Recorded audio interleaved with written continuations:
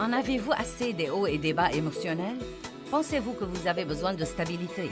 Restez avec moi et découvrez comment vous pouvez jouir de la stabilité dans votre vie.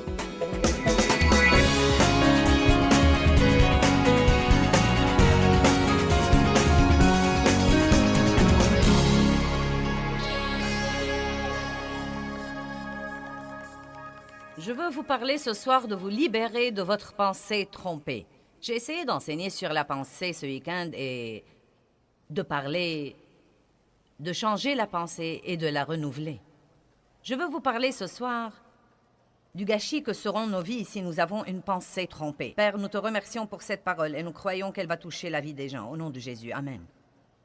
Deutéronome 11:16 dit « Gardez-vous de vous laisser tromper par votre cœur et par votre pensée. » Abdias 1:3 dit « L'orgueil de ton cœur ou de ta pensée t'a égaré. » Maintenant, l'orgueil vous fait croire que vous ne serez jamais trompé.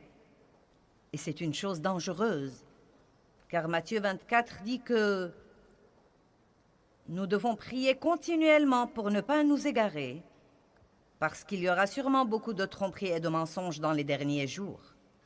Je plains aujourd'hui les gens qui n'ont pas une foi solide en Christ, parce qu'il y a tant d'hérésies en ce moment et tant de théologie de compromis que ça représente un vrai challenge, un vrai défi pour les gens qui ne savent rien, de décider à quoi ils sont vraiment censés croire.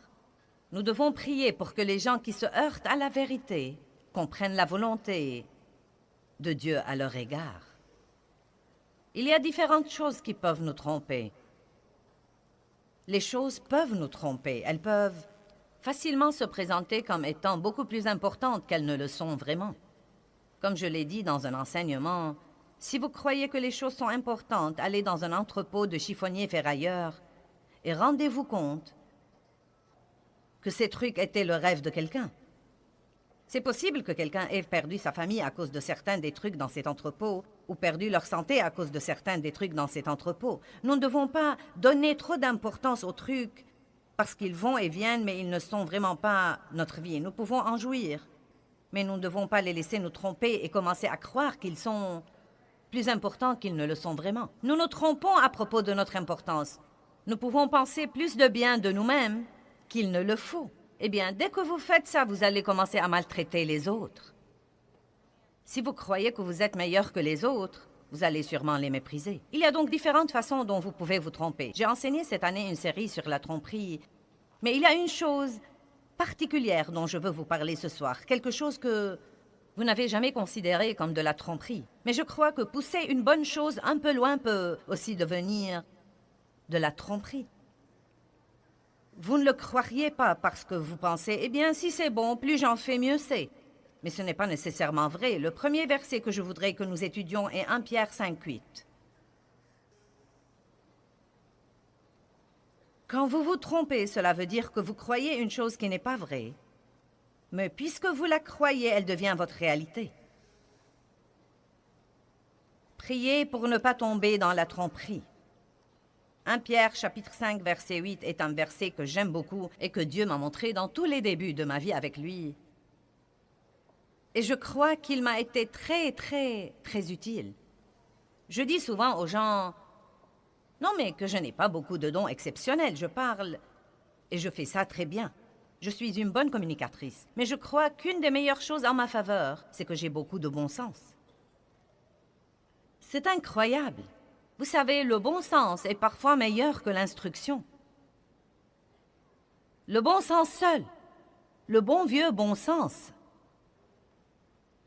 La Bible dit « Soyez bien équilibrés ». Dites tous « bien équilibrés ». Que veut dire être bien équilibré? Cela veut dire faire assez de quelque chose, mais ne pas en faire trop.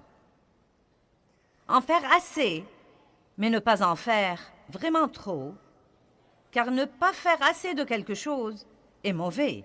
Mais si vous allez toujours à l'extrême et que vous en faites trop, cela peut vous attirer autant d'ennuis que si vous ne l'aviez pas du tout fait. Et je trouve que la chair est très, très excessive. Elle est très excessive. Les gens peuvent aller de ne pas du tout faire de l'exercice à vouloir avoir 2% de tissu adipeux et presque se tuer. Nous allons vraiment d'extrême en extrême. Et une des choses dont Dieu a parlé à mon cœur il y a longtemps, c'est que l'excès est le terrain de jeu du diable. Pensez-y un peu. Bon sang, c'est une zone où l'ennemi peut entrer si nous devenons excessifs dans quelque chose. Soyez donc bien équilibrés, car votre adversaire, le diable, rôde comme un lion rugissant, cherchant qui il dévorera. Résistez-lui et soyez fermes dans la foi. Il y a beaucoup de messages différents là dans 1 Pierre, mais le seul dont je veux vous parler ce soir, c'est de tâcher d'avoir l'équilibre dans votre vie. Et donc, je vais vous parler de plusieurs domaines où je crois vraiment que les gens peuvent devenir très excessifs et pourtant croire en même temps qu'ils sont très spirituels. Par exemple, je crois qu'une personne peut être excessivement spirituelle. Vous dites, que veux-tu dire par là? Eh bien, quelqu'un qui essaye de créer un contexte spirituel pour toute chose va devenir bizarre. La Bible dit que nous devons renouveler nos pensées. Certains la lisent mal et croient en fait qu'elle dit que nous devons enlever nos pensées. Vous ne perdez pas votre cervelle et vous ne perdez pas votre bon sens quand vous êtes régénéré et quand vous avez une relation avec Dieu. Être spirituel ne veut pas dire que vous êtes en train de flotter sur un nuage tout le temps et que tout dans la vie devient essentiellement spirituel. Il y a dimanche, mais il y a encore lundi, mardi, mercredi, jeudi, vendredi, samedi, dimanche, lundi, mardi, mercredi. Vous devez gagner votre vie. Vous devez vous entendre avec les gens. Vous devez payer vos factures. Vous devez nettoyer votre maison.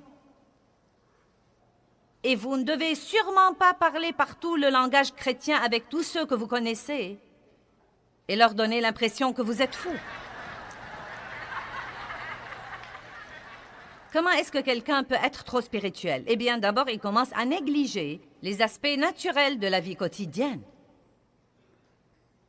Par exemple, peut-être qu'il prie beaucoup, mais il compromet sa santé. Vous ne voulez pas que je m'embarque là-dedans. Mais c'est pathétique ce que les gens abusent de leur corps. Ils ne dorment pas, ils mangent mal la plupart du temps, ils ne boivent pas assez d'eau, ils ne prennent pas soin d'eux-mêmes, ils ne font jamais de l'exercice et se sentent mal tout le temps. Je vais prier pour un miracle. Et il y a trop de ces trucs-là. Il y a des gens qui ne font pas ce qu'ils devraient faire et ensuite prient Dieu d'arranger les choses. Nous sommes les associés de Dieu et il nous mène et nous montre ce que nous devons faire. Dieu guérit les gens, mais il dit aussi « allez et ne péchez plus ». Et donc, pendant que vous recevez la guérison et l'exaucement et la délivrance de Dieu, apprenez une nouvelle façon de vivre. Ne faites pas la même chose stupide à n'en plus finir et ne vous attendez pas à un résultat différent. Allez maintenant, j'ai beaucoup de choses à dire ce soir et peu de temps pour les dire. Faites donc comme si vous compreniez vite. Combien d'entre vous savent que j'ai raison? Vous vivez stupidement, et vous sortez et vous utilisez vos cartes de crédit, et quand vous les épuisez, vous en prenez une autre. Vous l'épuisez, vous en prenez une autre. Vous vivez bien au-delà de vos moyens, et ensuite, vous allez à un service d'annulation de dette, et vous vous attendez à un miracle. Non, ce que vous devez faire, c'est de vous discipliner, de payer vos factures, et de ne pas dépenser excessivement. Commencez à mettre de l'argent de côté. Arrêtez d'acheter tout à crédit et apprenez à payer comptant pour quelques trucs. Patientez un peu et attendez pour acheter quelques trucs. Peut-être que ce n'est pas trop passionnant ce soir, mais ça va vous aider. Les gens comme ça, leur conversation avec les autres est excessivement religieuse. Ils n'ont pas assez de bon sens pour savoir, pour discerner à qui ils parlent. Maintenant, si je suis avec quelqu'un qui est sur la même longueur d'onde que moi, je peux lui parler d'une façon différente de celle de parler avec quelqu'un qui n'est pas chrétien, ou qui est un nouveau chrétien, ou qui est d'un certain milieu religieux et qui ne va pas comprendre beaucoup de choses que je dis. Une dame a dit ce matin qu'elle a un fils adolescent et qui lui a dit « Maman, Madame une telle est régénérée et elle est la mère d'un des amis de son fils. » Il lui dit « Eh bien, elle est en fait très religieuse. Il dit quand elle ne parle que de la Bible et de Dieu et le Seigneur soit loué. Elle lui dit, crois-tu que je sois comme ça? Il lui dit, non, non, non, tu n'es pas comme ça. Vous voyez, la première chose que cet adolescent a remarqué, c'est qu'elle poussait la chose un peu loin. Elle a probablement de bonnes intentions. Elle est excitée de ce que Dieu a fait dans sa vie. Et elle veut juste le raconter à tout le monde. Mais vous savez, il vaut mieux parfois pour montrer quelque chose aux gens, de prendre un peu de temps, d'investir du temps et de les laisser voir que vous êtes différents, plutôt que d'essayer de leur caresser les oreilles avec la parole de Dieu.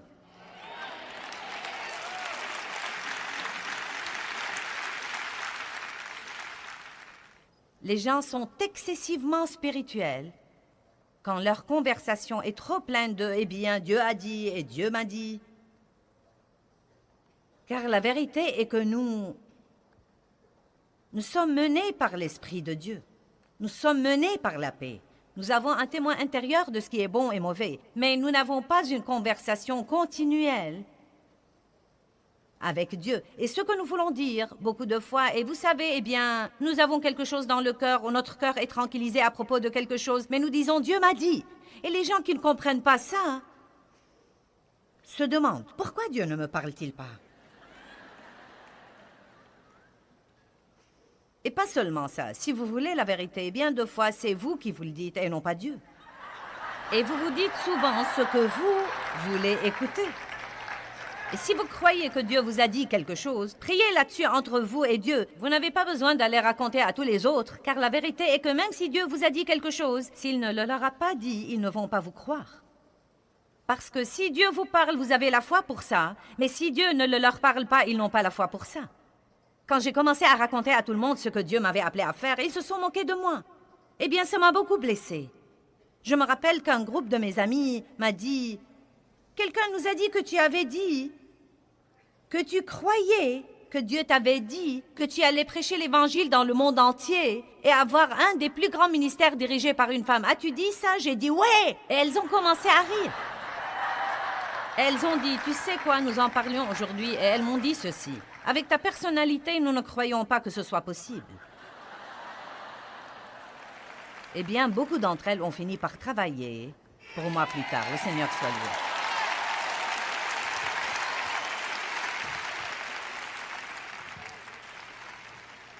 J'ai dû surmonter beaucoup de ces trucs aussi. Nous avons de bonnes intentions.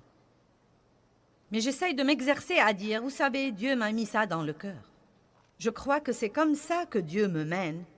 Et plutôt m'éloigner de ces trucs qui donnent en fait aux gens l'impression que vous êtes plus spirituel et que vous les dépassez tellement qu'ils ne pourraient jamais être comme vous ou avoir ce genre de relation avec Dieu. Peut-être que certains n'aiment pas ce que je dis parce que vous aimez plutôt être ce genre de personne. C'est dur d'aller raconter à tout le monde que Dieu vous a dit quelque chose et qu'il s'avère par la suite que Dieu ne vous l'a pas dit et vous vous démenez pour faire que ça se produise. Quelqu'un est passé par là, a fait ça? Moi? C'est dur. Les gens qui sont excessivement spirituels utilisent des expressions religieuses avec des gens non sauvés qui sont complètement étrangers à ça. Quand vous êtes parmi des gens non sauvés, tâchez de vous comporter normalement. Oh Dieu, sois loué, frère. J'ai été coincé dans un embouteillage ce matin, mais Jésus est bon. Alléluia. Tu sais, ça n'a pas trop d'importance parce que le diable est sous mes pieds.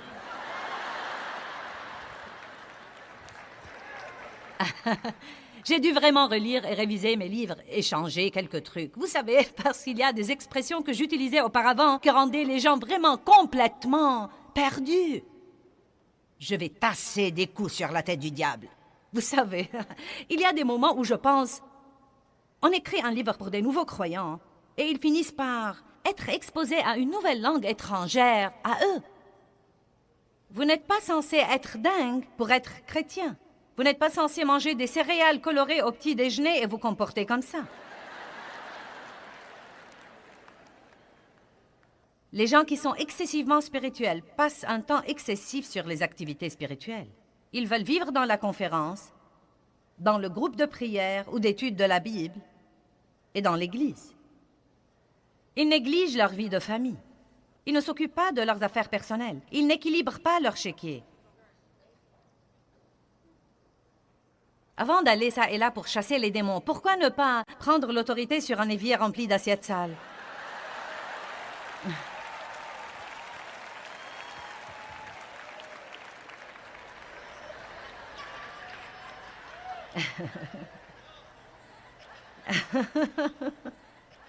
Vous savez où j'étais quand Dieu m'a appelé? Je faisais mon lit. Vous n'êtes pas censé faire quelque chose de spirituel pour que Dieu vous parle.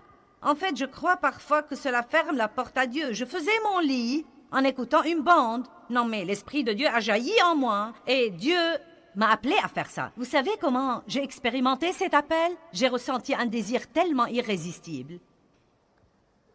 Et ça ne m'a jamais quitté. Et j'ai senti que Dieu m'a dit que j'allais enregistrer des messages et qu'ils seraient diffusés dans le monde entier. Et c'est exactement ce qui arrive aujourd'hui à travers la télévision et la radio et les livres, etc. Les gens peuvent même donner excessivement à tel point qu'ils ne pourvoient pas aux besoins de leur famille. Mon père avait de l'amertume dans son cœur parce que son père était un de ces types excessivement spirituels. Mais il était aussi méchant qu'un serpent à la maison.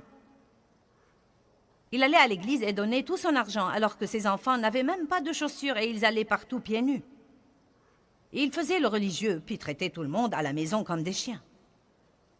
Et je crois qu'à cause de ça, c'était une des raisons principales pour lesquelles mon père est devenu amer et son cœur s'est ouvert à beaucoup de mauvaises choses et il a fini par abuser de moi et gâcher la vie de mon frère et faire du mal à ma mère et à un tas d'autres personnes. Et finalement, Dieu merci, à l'âge de 84 ans, il a accepté le Christ, mais il avait gâché toute sa vie. Cela aurait pu complètement changer si son père avait un certain équilibre. L'équilibre n'a pas l'air d'être un mot très spirituel, mais Dave m'a dit l'autre jour, « Je crois que tu devrais écrire un livre sur l'équilibre, car c'est l'un des plus grands problèmes que nous avons dans notre société. Les gens mènent une existence déréglée d'une façon ou d'une autre. Soit nous ne faisons rien, soit nous en faisons trop. Et nous allons d'un déséquilibre à un déséquilibre à un déséquilibre. Je me souviens même que quand Dieu s'occupait de moi à propos de ma bouche, j'ai commencé à me rendre compte que je parlais trop et j'ai essayé de contrôler mes conversations, car je disais ce qu'il ne fallait pas dire et donc je me disais, eh bien, je vais réparer. Et donc, je ne disais plus rien.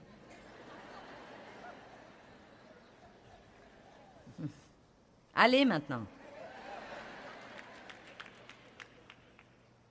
Vous pouvez même, vous savez, payer la dîme et donner des offrandes est bon, mais vous devez aussi être responsable et vous occuper de votre famille. Vous savez, les gens peuvent commencer à croire que Dieu leur parle et ils font les choses les plus bêtes, les plus stupides, et je les plains parce qu'ils croient vraiment que Dieu leur parle. Vous pouvez tellement vous égarer si vous avez un esprit d'erreur. Vous vous trompez tellement que vous croyez que Dieu vous dit des choses qu'il ne vous dit pas du tout. Non, mais les choses auxquelles nous faisons face, parce que les gens perdent l'équilibre, et cela les ouvre à toutes sortes de trucs bizarres. Mais ils s'égarent tellement qu'ils croient vraiment que c'est de Dieu. S'il vous plaît, ne laissez pas votre pensée vous tromper. Si tous ceux que vous connaissez vous disent que vous vous comportez bizarrement, vous devez peut-être prier là-dessus au moins.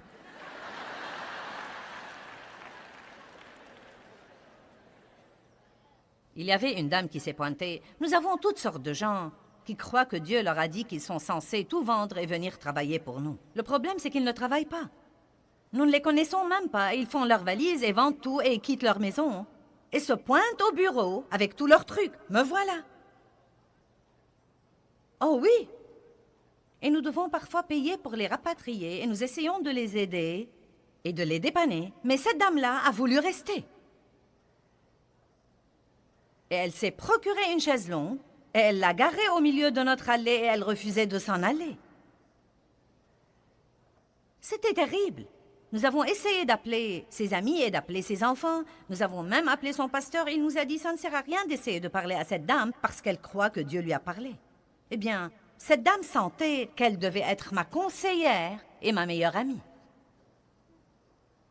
Et vous savez, cela semble drôle, mais c'est triste. C'est triste. C'est vraiment triste. Et la dame aimait Dieu. Elle aimait vraiment Dieu. Mais on peut toujours vraiment s'égarer. Allez maintenant, ayez un peu de bon sens. Amen. Vous n'êtes pas censé être dingue pour être chrétien. Payez vos factures, nettoyez votre maison, soyez gentil avec les gens. Oui, étudiez la Bible et priez et allez à l'église. Mais ne soyez pas tellement spirituel que personne ne peut s'adresser à vous et vous parler ou ne sait même pas communiquer avec vous sous quelque forme que ce soit. L'apôtre Paul dit dans la lettre aux Romains, « J'ai appris à devenir toute chose pour tous. » Et je crois que nous devons, si nous sommes vraiment spirituels, nous devons savoir si la personne à qui nous parlons n'est pas prête pour ça. Et nous devons aussi avoir assez de bon sens pour parler aux gens à un niveau qu'ils peuvent comprendre, au lieu d'essayer de les impressionner par notre spiritualité.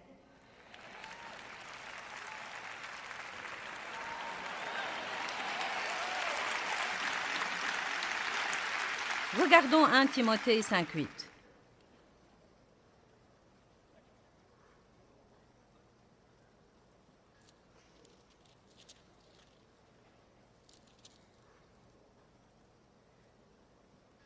Verset 8. Si quelqu'un ne prend pas soin des siens, et surtout de ceux de sa famille, il a renié la foi en manquant de l'accompagner de fruits, et il est pire qu'un incroyant qui accomplit tous ses devoirs sur ce plan.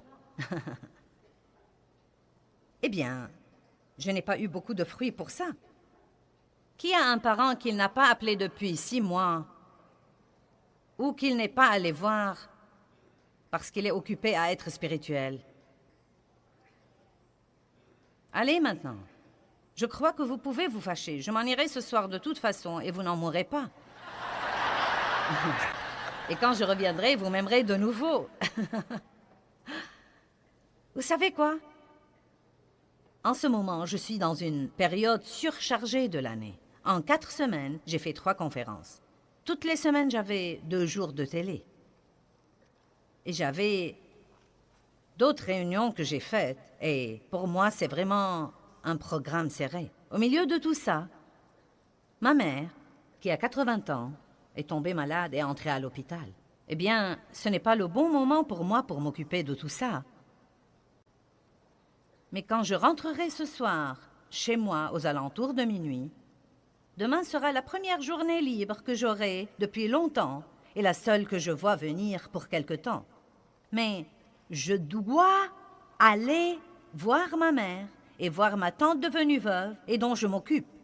Parce que ça ne me sert à rien de me tenir devant vous et d'essayer d'être spirituel si je n'obéis pas à ce que dit le reste du verset.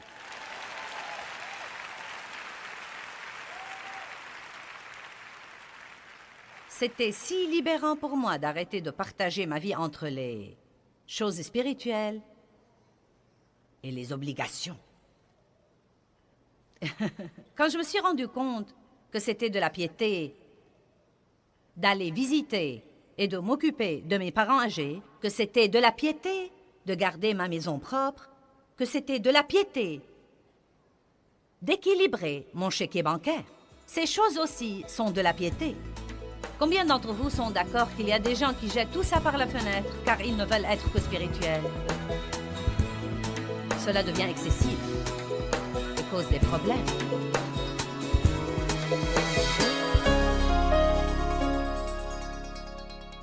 Eh bien, les pensées ont tout à voir avec les émotions et vos pensées peuvent littéralement soit vous exciter, vous angoisser et vous exaspérer, soit vous aider à vous calmer et vous apaiser. Nous devons être fermes, disciplinés et bien équilibrés dans nos vies et nos pensées ont beaucoup à voir avec ça. Peut-être que vous pensez tous, eh bien, je ne peux rien changer à mes pensées. Eh bien, la première chose que vous devez apprendre, c'est que vous pouvez choisir vos pensées et vous devez le faire avec précaution.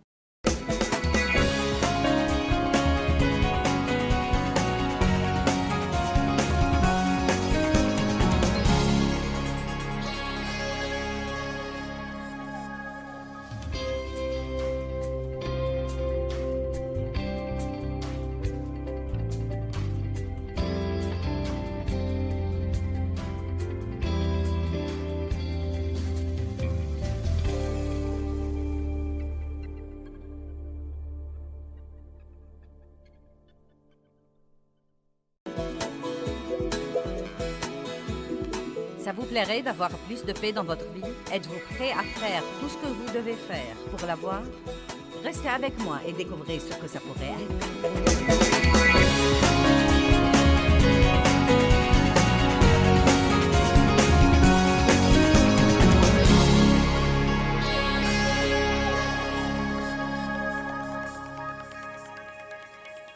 Arrêtez de séparer le sacré du profane. Et vos dons alors?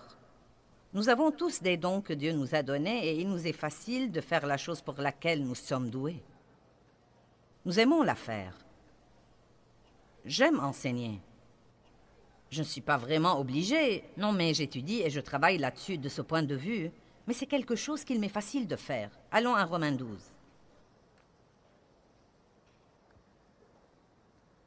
Le verset 6 dit « Or, ayant des dons, des facultés, des qualités, des talents qui diffèrent selon la grâce qui nous a été accordée, exerçons-les.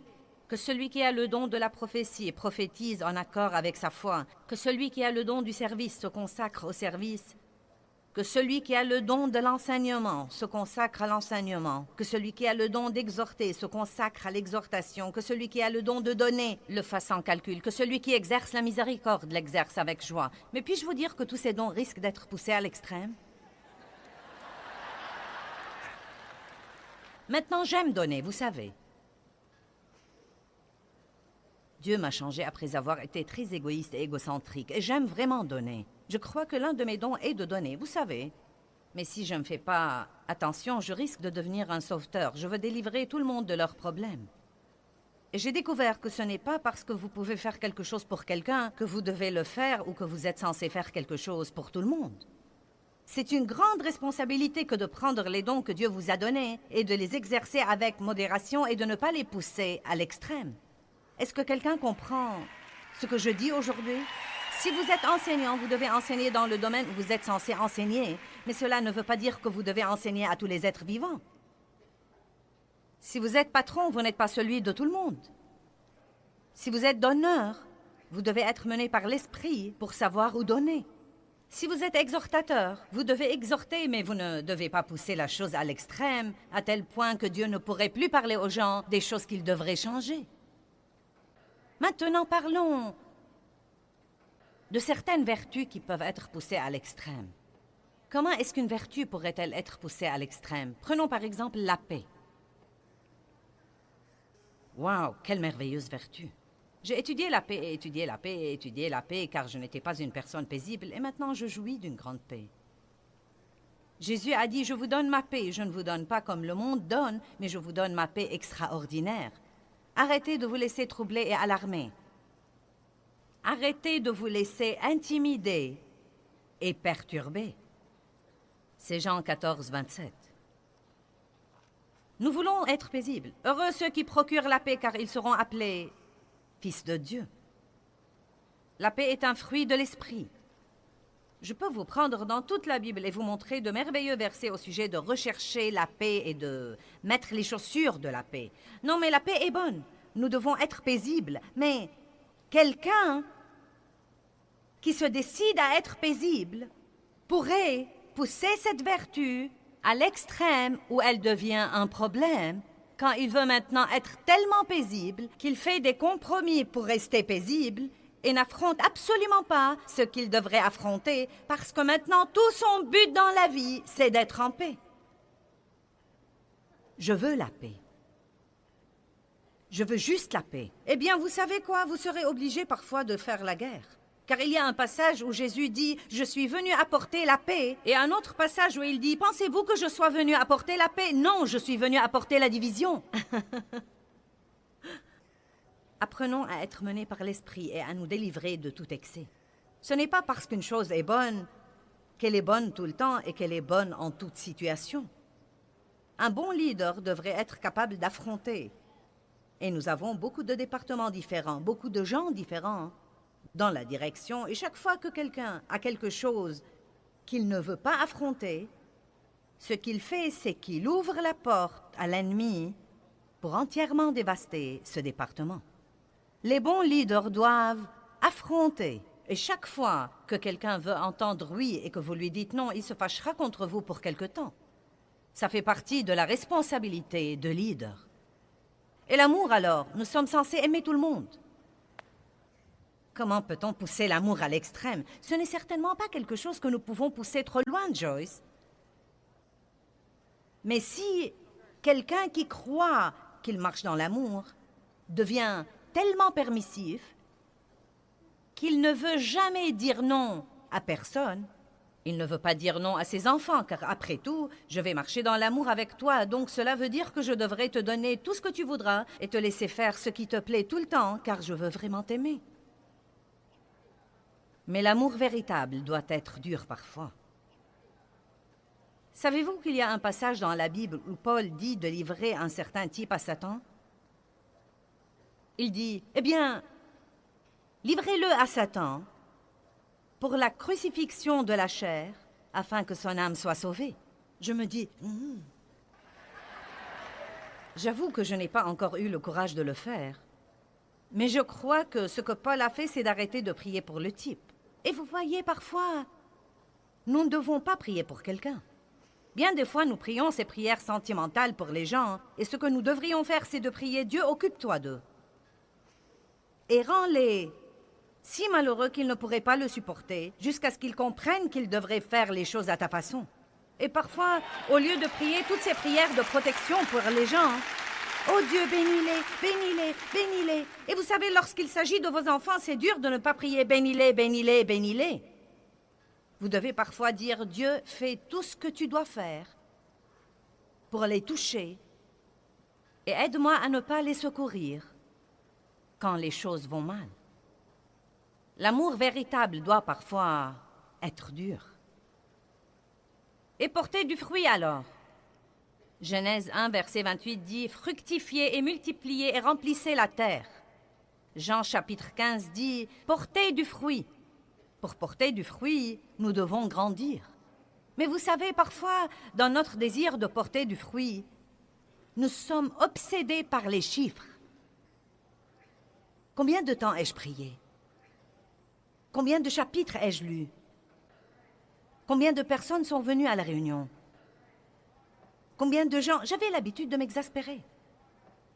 Combien de personnes sont venues à la réunion? Combien de chambres avons-nous réservées? Combien de courriers avons-nous reçus? Combien? Combien? Combien? Combien? Et mes émotions étaient en haut, en bas, en haut, en bas. Et j'ai commencé à voir ce passage dans la Bible où David amène la peste en Israël pour avoir compté le peuple et que ceci fut mauvais aux yeux de Dieu. Et je n'ai jamais vraiment compris ça, parce qu'il y a un passage où Dieu dit à Moïse de compter le peuple, et c'était bon. Donc, ce peut être bon parfois de compter quelque chose, mais nous devons savoir pourquoi nous comptons tout le temps. Qui sait que c'est un problème pour les gens dans la prière? Combien de temps ai-je prié? Nous mettons la montre. Eh bien, j'ai prié 1 heure. Je suis vraiment spirituelle aujourd'hui. Waouh! Combien de pages ai-je lu? Ouh! J'ai lu tout le livre de Matthieu. Qu'importe si vous n'avez rien appris. Vous l'avez lu.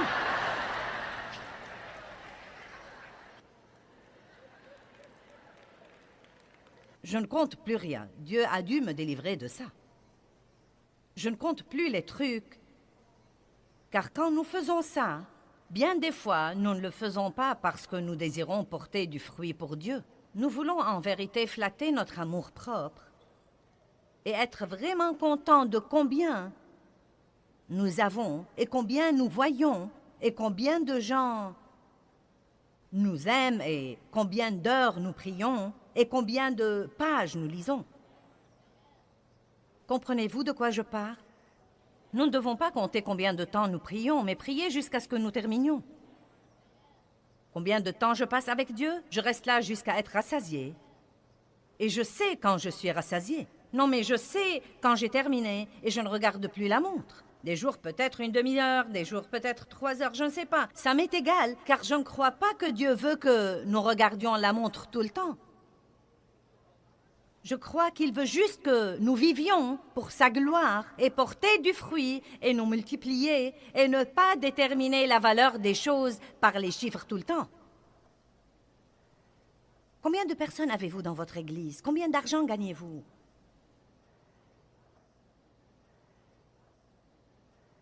La Bible nous dit aussi d'être ferme. Être ferme.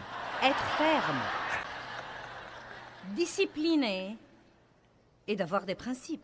Disciplinés, nous devons être des gens disciplinés. Mais vous voyez, l'excès vient quand vous devenez tellement rigide et tellement inflexible et tellement discipliné que vous ne bougez pas d'un pouce. Impossible, pas question. Vous avez votre plan et tout le monde doit se conformer à votre plan.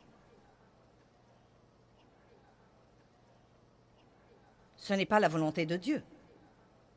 Et l'humilité alors? La Bible dit « Soyez humble ». Oui, je suis vraiment très humble. J'exerce l'humilité. Vous voyez, c'est tellement exagéré, car vous savez ce qu'est la vraie humilité? C'est la force maîtrisée. Une personne est humble quand elle reste sous la main puissante de Dieu, bien qu'elle puisse sans doute faire quelque chose. Je suis humble quand quelqu'un qui travaille pour moi m'exaspère et que je veux le renvoyer. Et Dieu me dit, donne-lui une autre chance.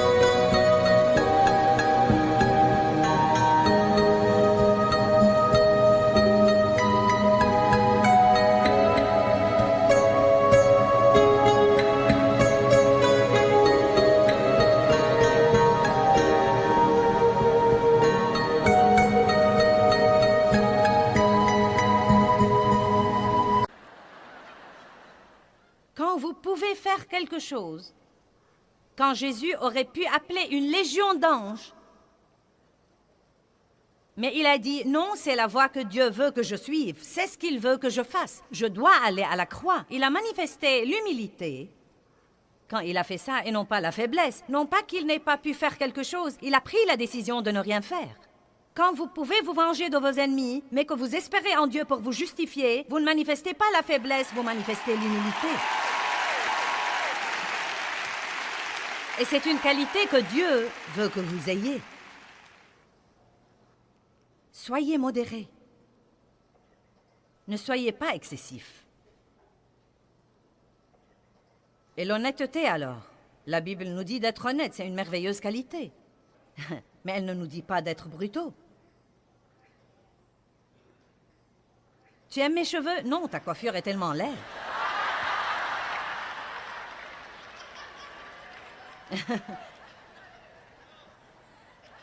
Tu m'as dit d'être honnête.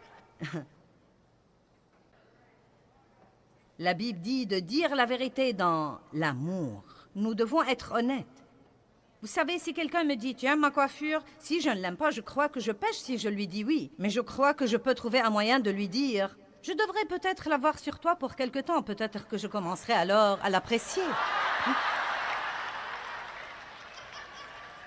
La plupart des gens qui m'entourent ne me demandent mon opinion que s'ils la veulent vraiment parce que je leur dis la vérité. Mais nous devons dire la vérité dans l'amour et ne pas être impolis envers les gens. Maintenant, le dernier domaine dont je veux vous parler. La Bible nous dit de ne pas fréquenter les gens qui sont immoraux. Et pourtant, Jésus a mangé avec les percepteurs, les prostituées, et était l'ami des pécheurs. Maintenant, je voudrais que nous allions à 1 Corinthiens 5. Car je crois que les chrétiens ont besoin d'être éclairés sur ce point, car nous avons cette attitude arrogante. Nous jugeons et nous critiquons, et nous sommes trop bons pour parler à quelqu'un et trop bons pour manger avec quelqu'un parce qu'il est pécheur.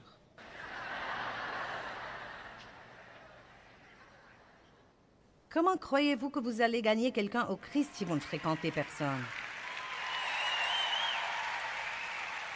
Or, vous ne devez pas former des relations intimes avec des gens qui ne suivent pas la voie que vous suivez. La Bible dit, qu'y a-t-il de commun entre la lumière et les ténèbres? Donc, je garde mes relations avec des gens comme ça, superficiels, et je veille à ce que ce soit moi qui les affecte et non pas eux qui m'affectent. Mais je crois qu'il est temps que les chrétiens aillent dans le monde et agissent en tant que chrétiens. Nous devons être dans le monde, mais pas du monde. Mais bien des fois, ce que les chrétiens font, c'est qu'ils sont du monde et agissent comme s'ils ne sont pas dans le monde. Le Seigneur soit loué, gloire à Dieu, alléluia. Et nous jugeons et nous critiquons et nous ne voulons rien avoir à faire avec les autres et tout le monde croit que nous sommes fous et que nous croyons que nous sommes meilleurs qu'eux. Et si vous... Nous devons apprendre à aller dans le monde et vraiment à être pieux et non pas bizarre. Vous devez parler aux gens de choses qu'ils comprennent. Vous n'êtes pas censé chasser le diable de toutes les poignées de portes que vous ouvrez et essayer de discerner tous les esprits dans la pièce où que vous alliez. Parlez en français et non pas en langue quand vous êtes avec les gens.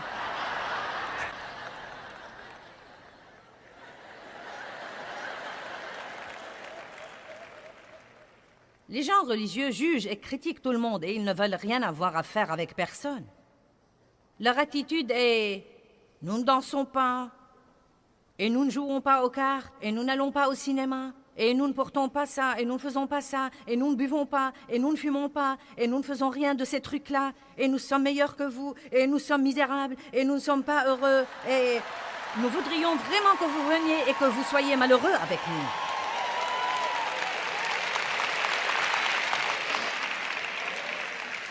Vous feriez mieux d'aller vous amuser un peu avec les gens. Vous n'avez pas à écouter des cochonneries, ni faire des commérages, ni aller voir des films cochons. Ayez une échelle de valeurs. Mais si vous voulez être gentil avec les gens et que vous voulez les aimer vraiment, mais maintenir un niveau d'intégrité dans votre vie, ils trouveront finalement quelqu'un qu'ils peuvent respecter et qui a quelque chose qu'ils voudraient avoir.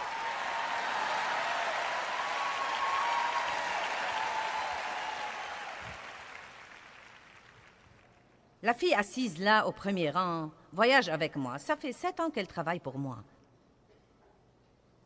N'est-ce pas ce que tu as dit? 7 ans. Et... elle me coiffe et fait beaucoup de choses pour moi. Elle m'aide à m'occuper de ma mère et de ma tante et elle est vraiment quelqu'un de très valable. Et quand je l'ai rencontrée, elle était coiffeuse et vivait avec son petit ami. Elle se droguait de temps en temps et allait aux maisons de jeu. Et faisait toutes sortes de trucs. Je ne suis pas allée chez elle pour la condamner et lui prêcher contre son style de vie. Je l'ai simplement mise mal à l'aise.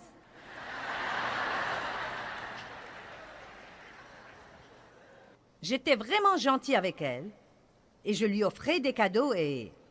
vous savez, je priais pour elle. Et de temps en temps, je lui glissais un petit quelque chose. Et un jour, je lui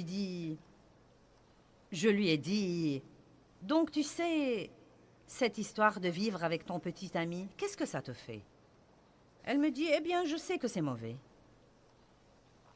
« Donc, pourquoi tu le fais? » Parce que je ne fais pas confiance aux hommes. J'ai été abusée par un homme et Je lui dis, « Eh bien, tu as un fils, n'est-ce pas? » Oui. Je lui dis, « Qu'est-ce qu'il en pense, à ton avis? » Elle me dit, « Nous dormons dans des chambres séparées. Ce n'est donc pas un problème pour lui. » Je lui dis, « Oh bien. » Donc, j'ai laissé tomber pour quelque temps. Elle m'a donné la permission d'en parler pour que tout le monde cesse de se demander si je la dérange, car ce n'est pas le cas. Et vous savez, bref. Non mais, ça faisait probablement 3 ans qu'elle me coiffait 2 fois par semaine avant que je n'ai eu l'occasion de la mener au Seigneur.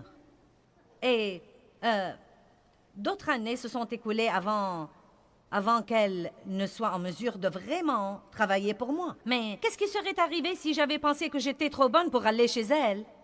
Parce qu'elle avait des trucs qui étaient mauvais dans sa vie. Elle ne serait pas assise ici, régénérée et remplie du Saint-Esprit. Allez maintenant.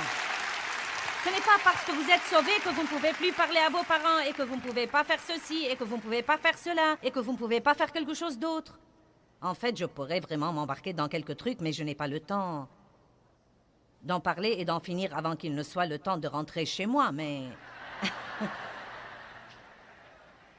Ne soyez pas excessif. Aimez Dieu de tout votre cœur. Étudiez la parole de Dieu, mais arrêtez de tout compter. Soyez menés par l'Esprit. Passez du temps avec Dieu pour être rassasiés.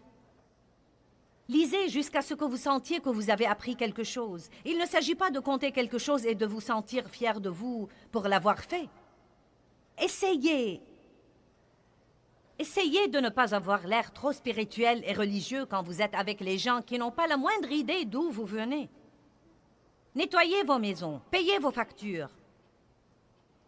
Si vous avez un mari qui est non sauvé, ce serait bon de ne pas le laisser à la maison et aller à l'église un dimanche. Allez à la pêche avec lui. Je ne sais pas, je ne dis pas de ne pas aller à l'église chaque dimanche, je dis que nous exagérons parfois. Vous serez peut-être surprise. Il pourrait décider d'aller à l'église si vous vous comportez comme une personne.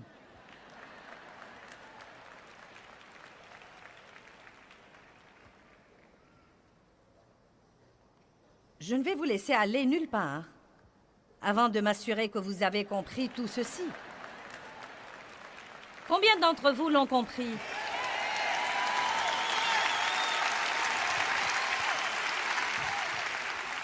En fait, vous savez quoi? Je n'ai pas le temps de lire ça. Vous pouvez lire 1 Corinthiens vous-même, mais voilà l'essentiel. L'apôtre Paul dit en fait que nous devons nous méfier des soi-disant chrétiens qui mènent une vie immorale. C'est eux qu'il nous dit de ne pas fréquenter.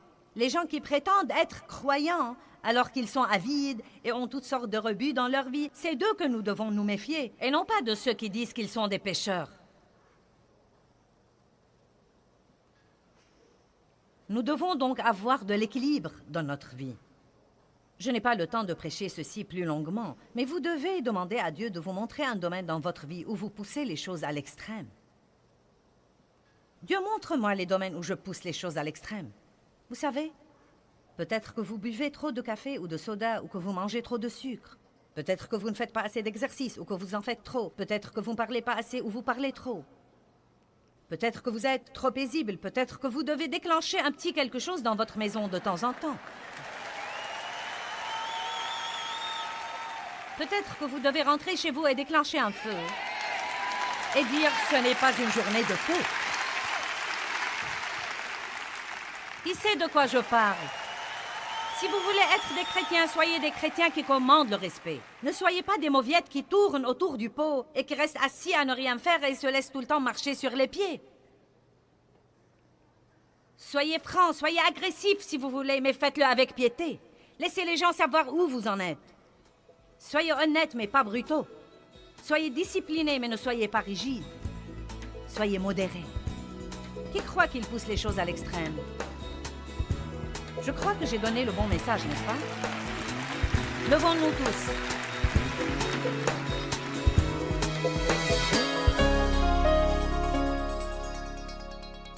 Eh bien, les pensées ont tout à voir avec les émotions et vos pensées peuvent, littéralement, soit vous exciter, vous angoisser et vous exaspérer, soit vous aider à vous calmer et vous apaiser. Nous devons être fermes, disciplinés et bien équilibrés dans nos vies et nos pensées ont beaucoup à voir avec ça. Peut-être que vous pensez tous, eh bien, je ne peux rien changer à mes pensées. Eh bien, la première chose que vous devez apprendre, c'est que vous pouvez choisir vos pensées et vous devez le faire avec précaution.